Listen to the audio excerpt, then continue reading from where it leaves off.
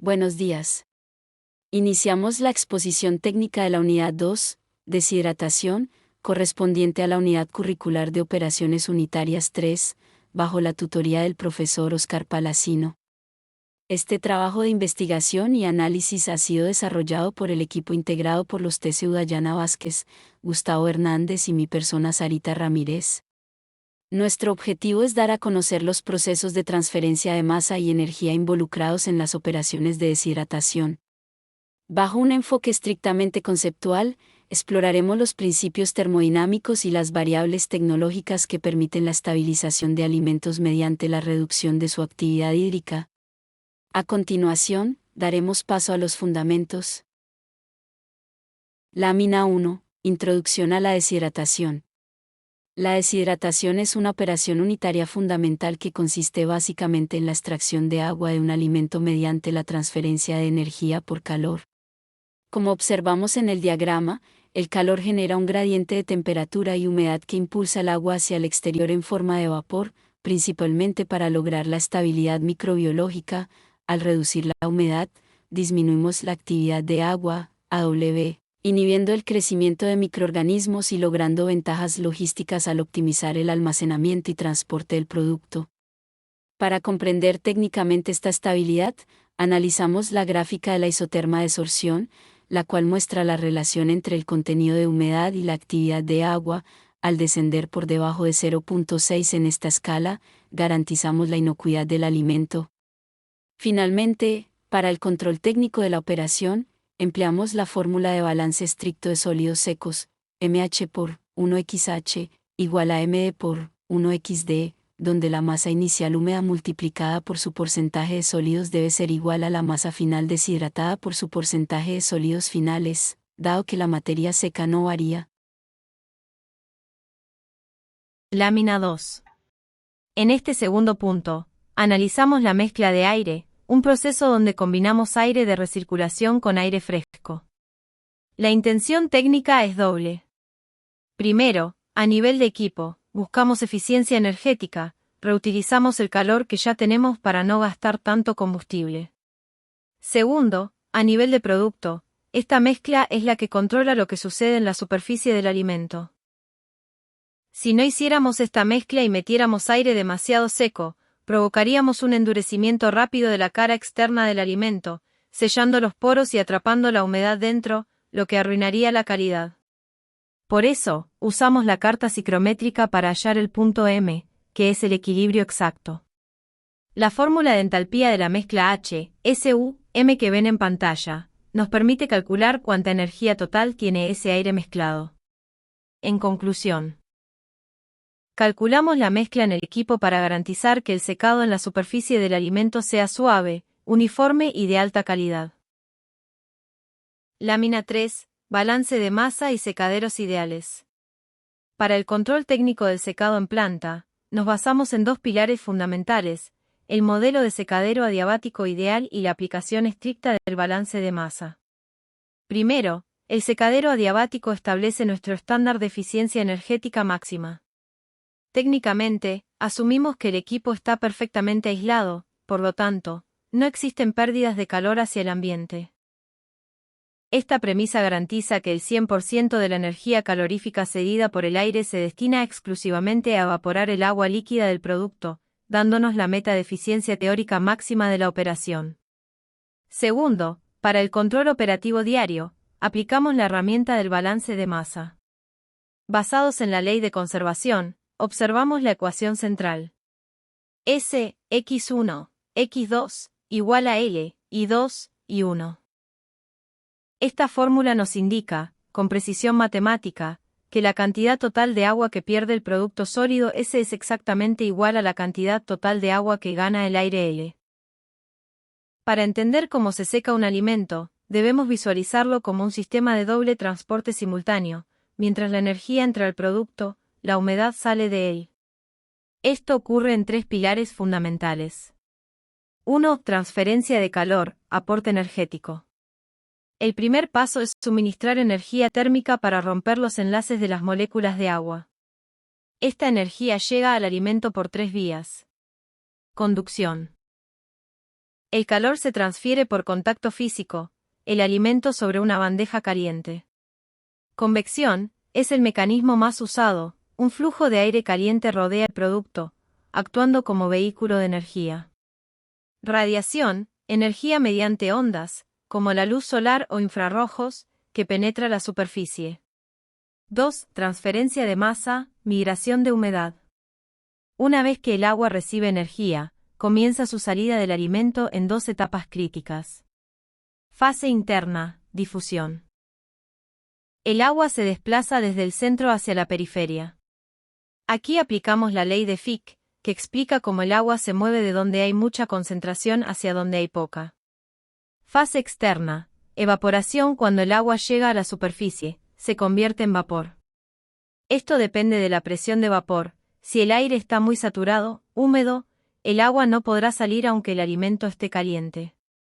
3. La regla de oro, el balance cinético. Finalmente, el éxito técnico no es solo aplicar calor, sino lograr un equilibrio.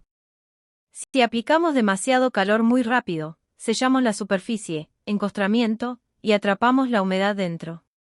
La deshidratación de alta calidad es aquella donde la velocidad de evaporación externa es igual a la velocidad de difusión interna.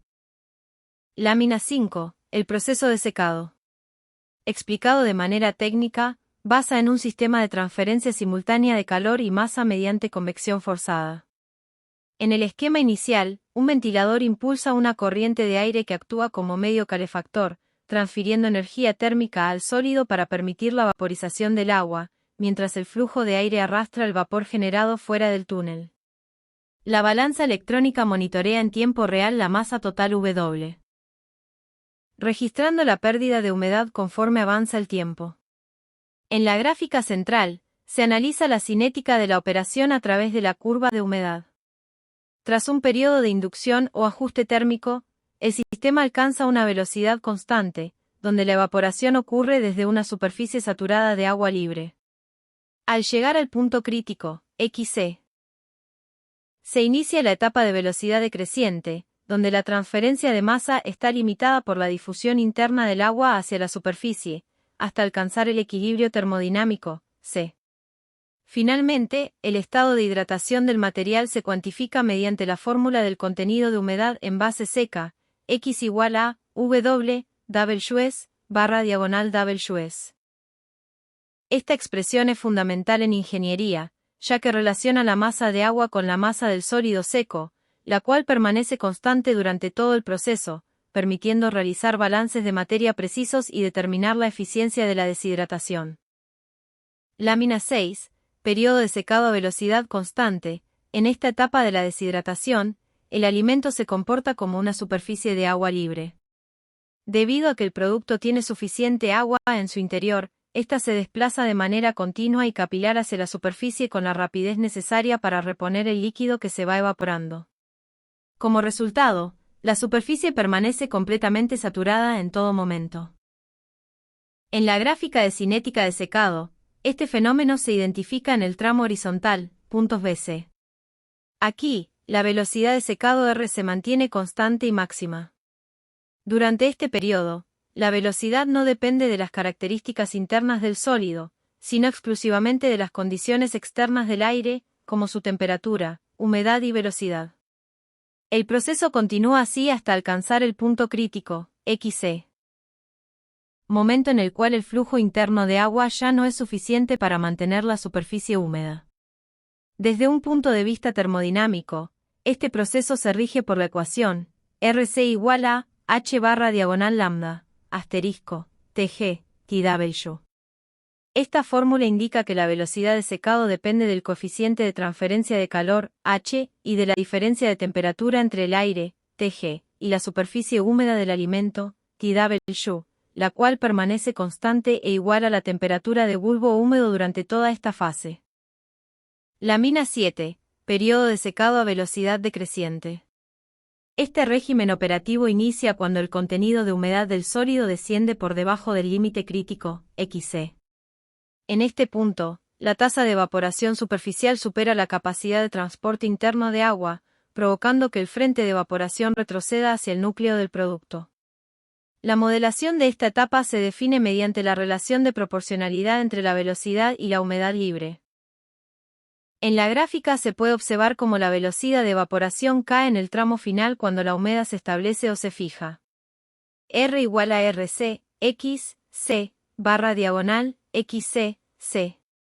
Operativamente, esta ecuación advierte que el rendimiento energético disminuye drásticamente a medida que el material se acerca a su humedad de equilibrio, C. Lámina 8. Teoría de la difusión. Cuando el alimento entra en su etapa avanzada de secado, el agua ya no está en la superficie, sino atrapada en el interior. Aquí es donde entra la teoría de la difusión. Como vemos en la primera imagen, la difusión es el movimiento de las moléculas de agua desde el centro del sólido hacia las capas exteriores. Este viaje ocurre a través de la estructura celular del alimento, impulsado por el deseo natural de las moléculas de moverse de una zona muy concentrada a una menos concentrada. Para entender cómo ocurre esto en el tiempo, observamos la gráfica de perfiles de concentración. En el tiempo, vemos un pico alto. Esto significa que el centro del alimento está muy húmedo. Sin embargo, conforme el reloj avanza hacia y las curvas se van aplanando y ensanchando. Esto nos demuestra visualmente cómo el agua interna se va desplazando hacia los bordes y evaporándose, reduciendo gradualmente la humedad en el corazón del producto.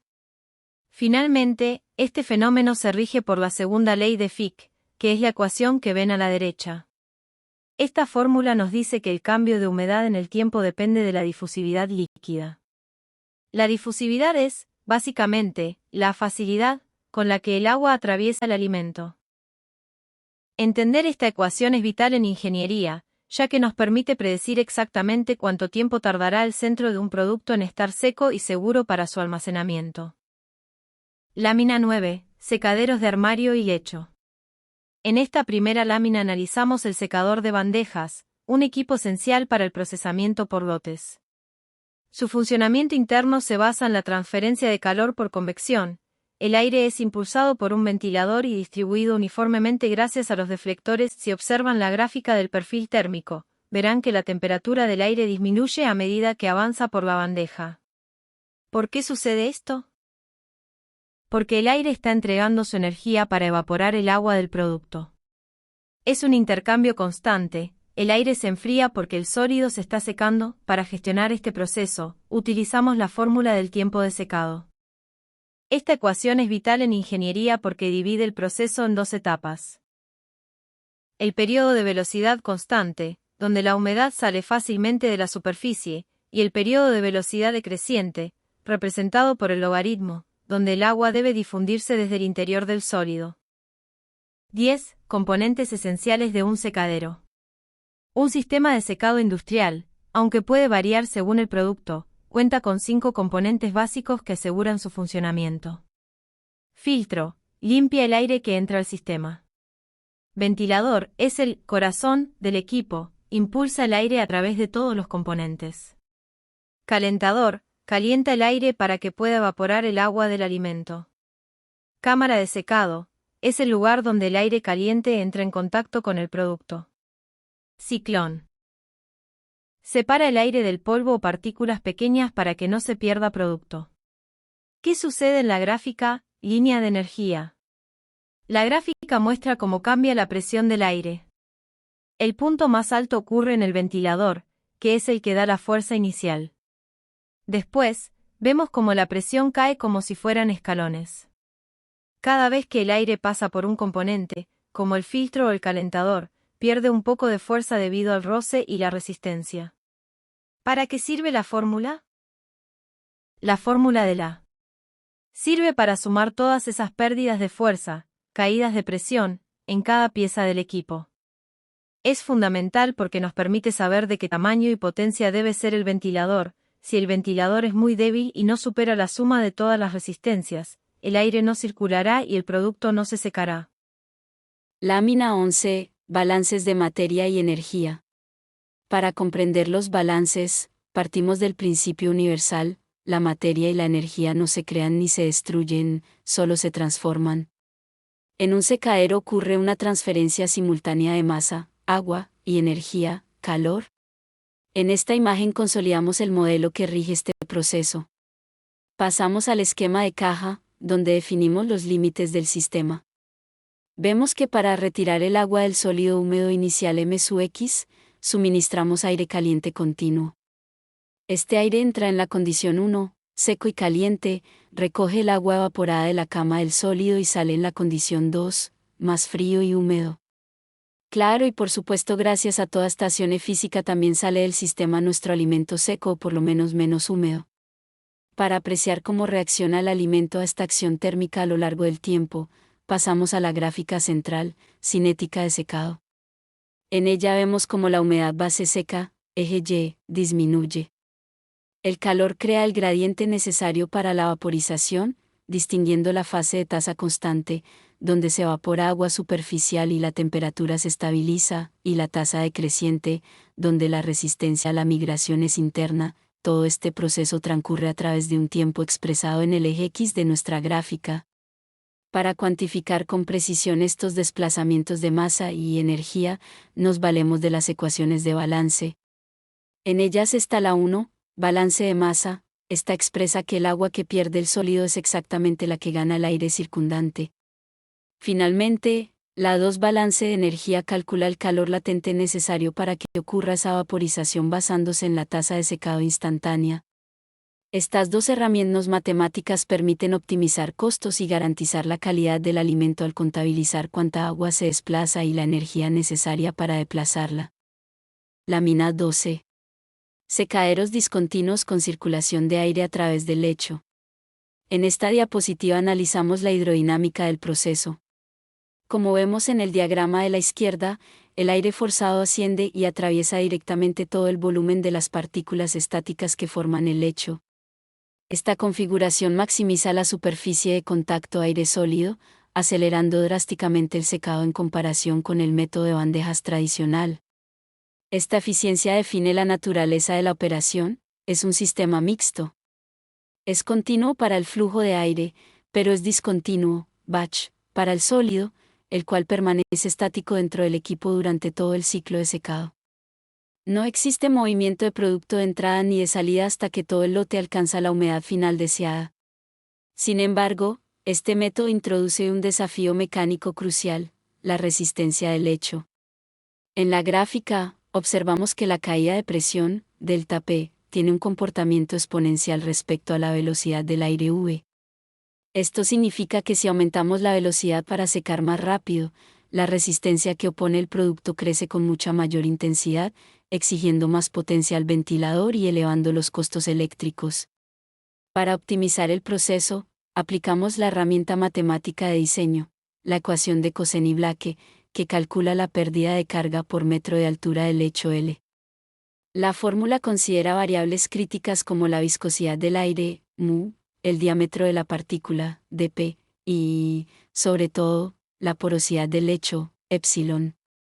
Esta ecuación nos permite encontrar el equilibrio óptimo entre una tasa de secado acelerada y un consumo energético viable para la industria. Y también es importante esta fórmula al permitir ajustar el aire a tamaño de la partícula. Si nos pasamos de aire podríamos arrastrar el producto. Lámina 13. Secaderos continuos. En este tipo de equipos, lógicamente, se retira agua por la acción del calor, pero la característica fundamental que define el diseño es la forma en que ingresa la masa o alimento húmedo, de manera ininterrumpida y a una tasa constante. En este caso, explicaré el secadero rotatorio continuo. Este equipo elimina la humedad de sólidos mediante un cilindro que gira y se inclina, provocando el avance del material a una velocidad constante.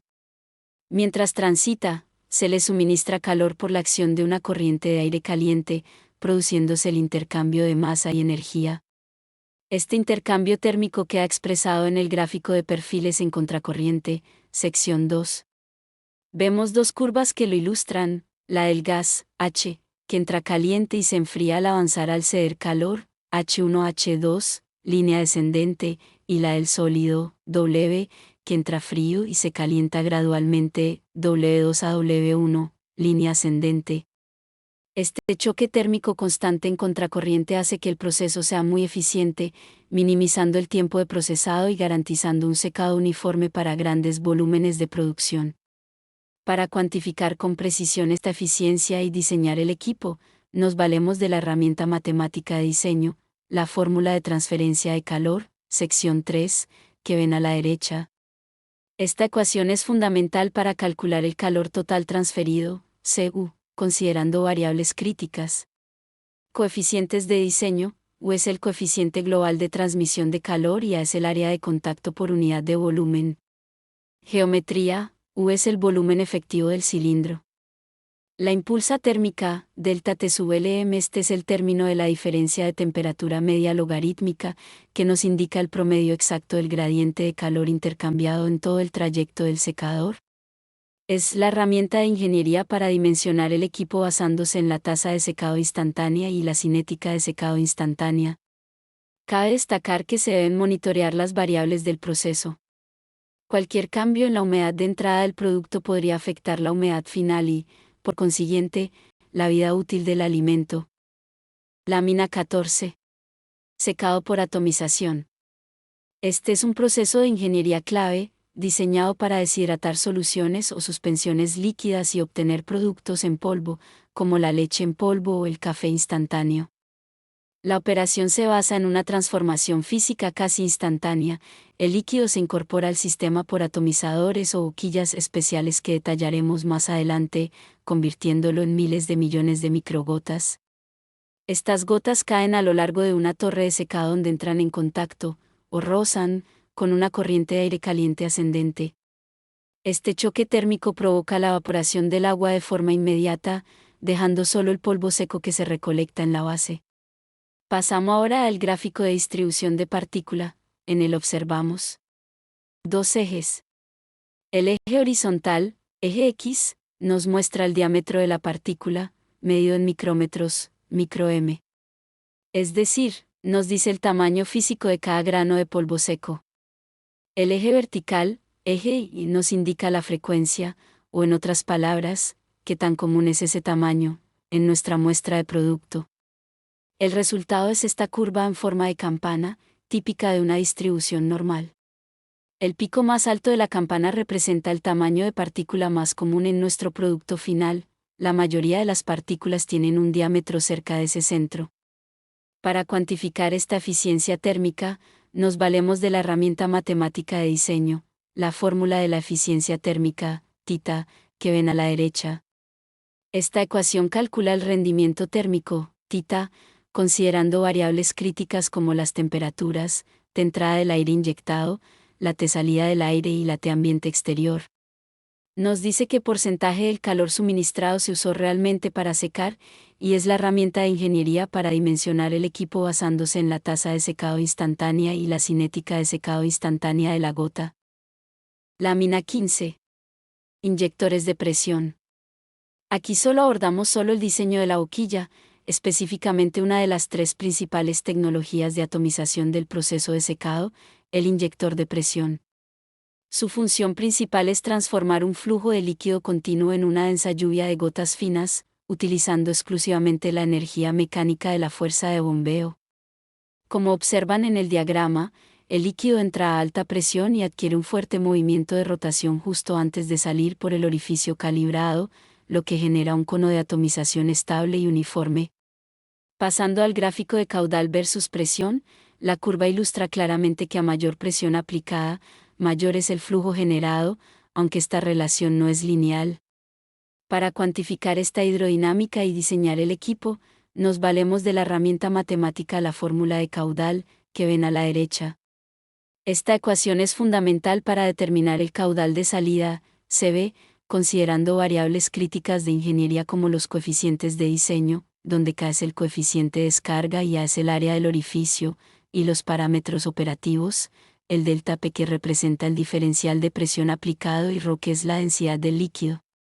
En resumen, cuanta más presión se aplique o más grande sea el orificio, mayor volumen de líquido saldrá, pero la densidad del fluido también afectará la velocidad del spray.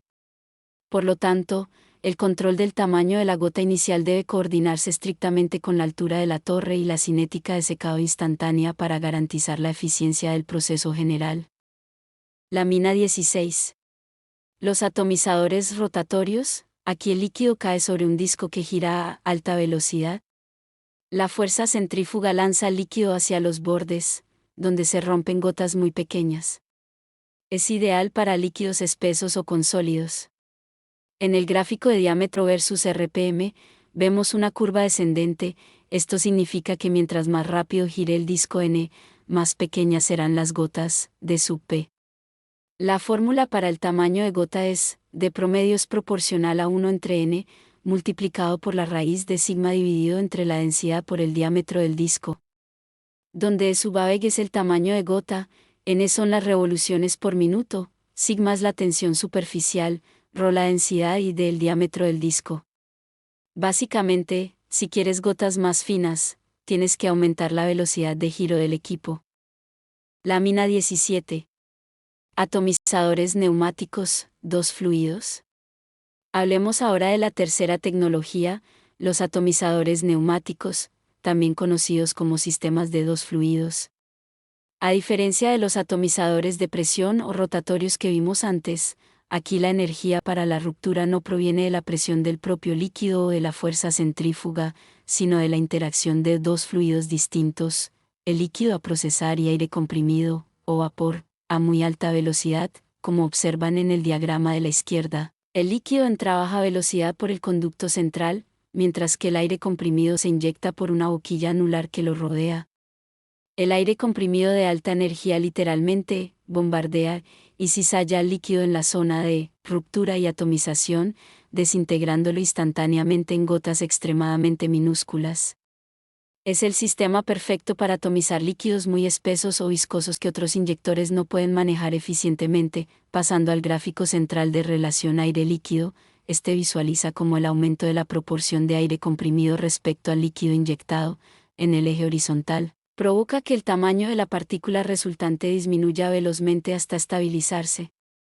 Esto confirma que, en estos sistemas, más aire equivale a generar un polvo más fino. Para cuantificar esta hidrodinámica y diseñar el equipo, nos valemos de la herramienta matemática de diseño, la fórmula del tamaño de gota que ven a la derecha.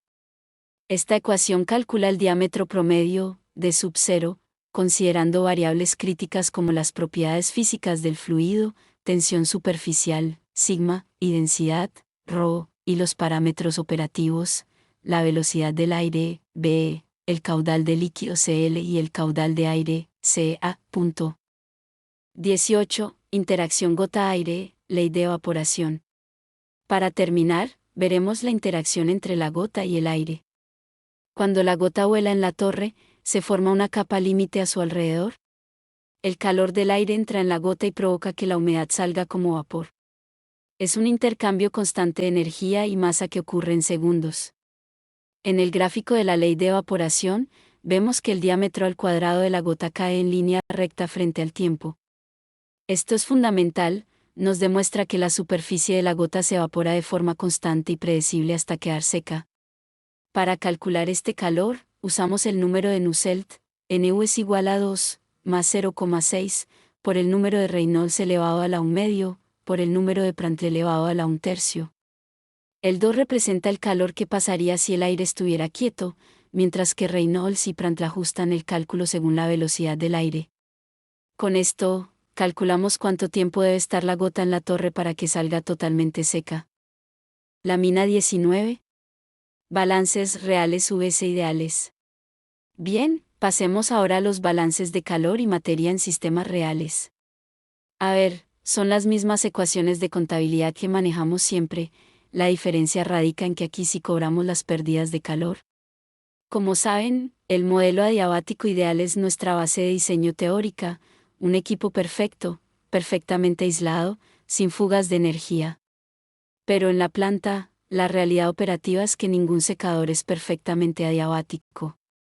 Las paredes de la cámara y los ductos de aire pierden calor continuamente hacia el entorno, lo que representa un sobrecosto operativo directo. Por eso, para el control técnico diario, aplicamos balances reales que incluyen inevitablemente el término Cooper, que ven resaltado en la ecuación de energía de la derecha. Y aquí está la clave: ¿cómo se saca o se calcula esa pérdida de calor? Pues aplicando la termodinámica directa a las superficies del equipo, como ven en el desglose justo debajo de la fórmula. Ese término Cooper cuantifica en watts o cal/diagonal h toda la energía que se nos escapa por las paredes y se calcula multiplicando el coeficiente global de transferencia de calor, U global, por el área de superficie total, A sub, por la diferencia de temperatura entre la pared caliente y el aire ambiente. Este cálculo técnico es directo y nos permite saber, físicamente, el costo del combustible que se nos fuga por ineficiencias de aislamiento. Su efecto en la operación es visible en la trayectoria ciclométrica central. La línea real sombreada en azul ya no es la recta teórica perfecta, el aire pierde mucha más temperatura operativa para evaporar la misma cantidad de agua, reflejando este gasto extra de combustible. En resumen, usar balances reales con el término Cooper es la única herramienta matemática que nos permite calcular con precisión el gasto de combustible exacto de la operación diaria, no el diseño teórico. Lámina 20. Liofilización, el método de secado más avanzado y delicado. Sirve para conservar productos muy sensibles, como vacunas, sin que pierdan sus propiedades. En la cámara hermética, el producto se congela y luego el hielo se convierte directamente en vapor sin derretirse. En el diagrama de fases, vemos el punto triple. La clave aquí es trabajar por debajo de ese punto para lograr la sublimación. La condición matemática es, P del sistema es menor que P del hielo a esa temperatura. Esto significa que la presión dentro de la cámara debe ser bajísima, menor a la presión de vapor del hielo. Si la presión sube, el hielo se hace agua y el producto se daña. Por eso usamos un condensador para atrapar el vapor y una bomba mecánica para mantener el vacío. Es un proceso lento, pero garantiza una calidad imposible de alcanzar con calor directo. Lámina 21. Etapa de congelación. Comenzamos con la etapa de congelación, el paso inicial y más crítico de la liofilización. Su objetivo es convertir el agua del producto en hielo para fijar su estructura original. En el dibujo vemos cómo se forman los cristales. Si estos son muy grandes, pueden dañar el producto. En la curva de congelación, la temperatura baja rápido, luego se mantiene constante en una meseta mientras el agua se congela por completo, y finalmente vuelve a caer hasta la temperatura de seguridad. La fórmula para calcular el tiempo de este proceso es T sub F es igual a ρ por lambda, entre delta T, multiplicado por el factor de forma P' por A entre H, más R' por A al cuadrado entre K. Donde T sub F es el tiempo total. ρ y lambda son la densidad y el calor latente. Dentro del corchete, A es el espesor del producto, mientras que H y K son los coeficientes de transmisión. En resumen, el tiempo depende de qué tan grueso es el alimento y qué tan rápido le extraemos el calor. Lámina 22. Etapas primaria y secundaria de secado. Aquí ocurre la sublimación, el hielo se vuelve vapor bajo vacío. En el dibujo, el núcleo congelado se reduce mientras el vapor escapa a través de una capa seca porosa. En los gráficos de humedad y temperatura, vemos que la humedad cae drásticamente mientras la temperatura sube por pasos, primero para evaporar el hielo, primaria, y luego para eliminar el agua ligada, secundaria. La fórmula del flujo de vapor es, J sub U es igual a P hielo menos P condensador, dividido entre la resistencia de la capa seca. Aquí, J sub U es la velocidad del secado. P hielo es la presión de vapor en el corazón del producto y P condensador es la presión en la trampa de vacío. Esta diferencia de presión es el motor, que saca el vapor hacia afuera, mientras que la resistencia de la capa seca es el obstáculo que el vapor debe atravesar para que el producto quede totalmente deshidratado.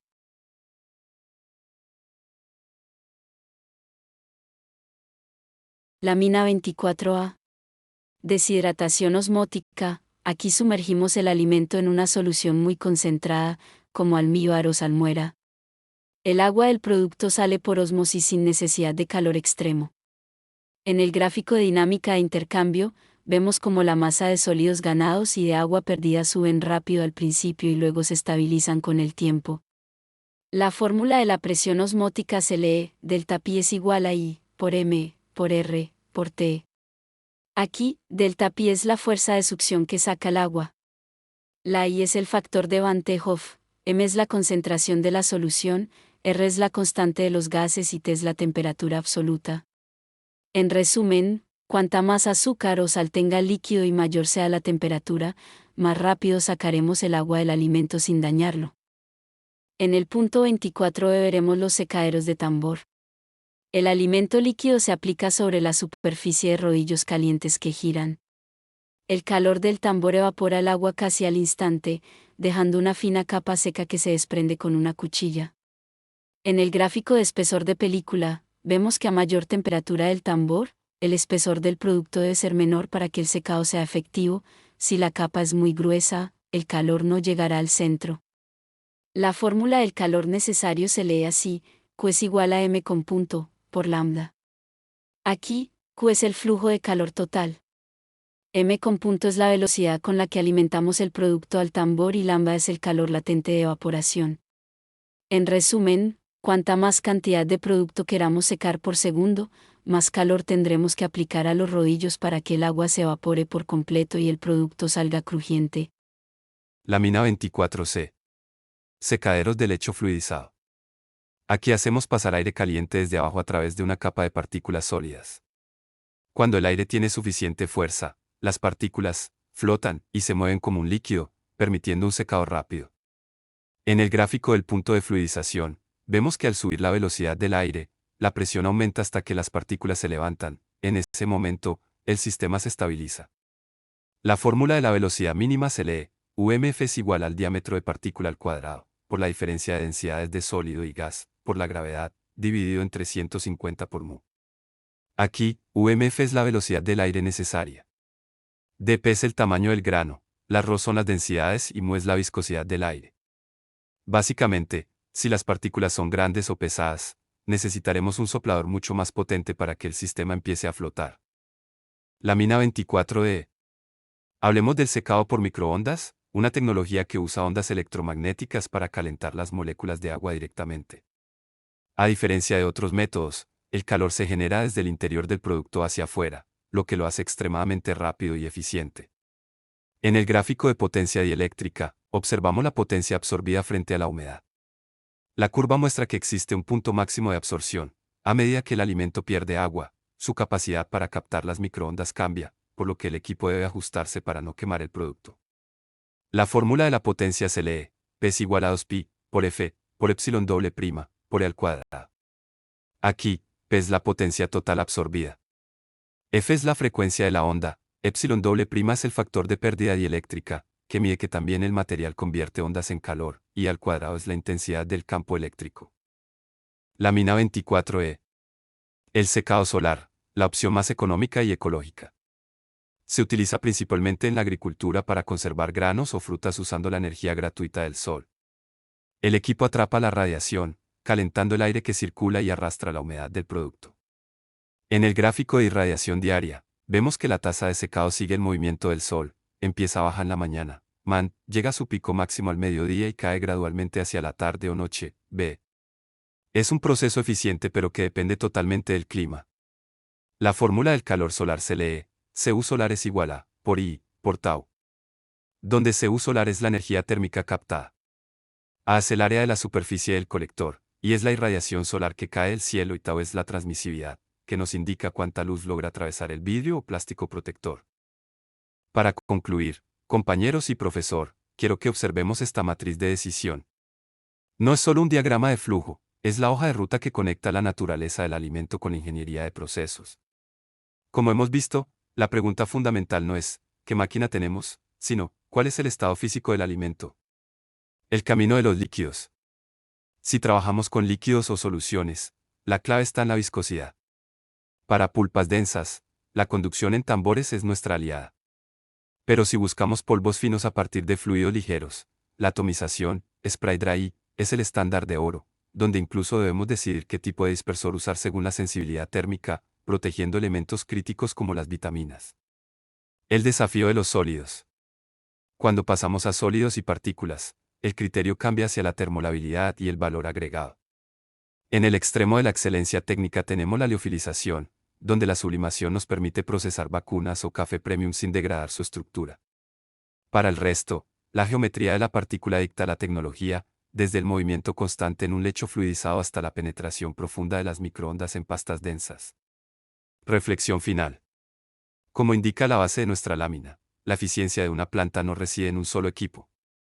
El éxito de un ingeniero de alimentos no es comprar la máquina más cara, sino lograr el encadenamiento perfecto entre la termodinámica, la mecánica y, sobre todo, la biología del producto.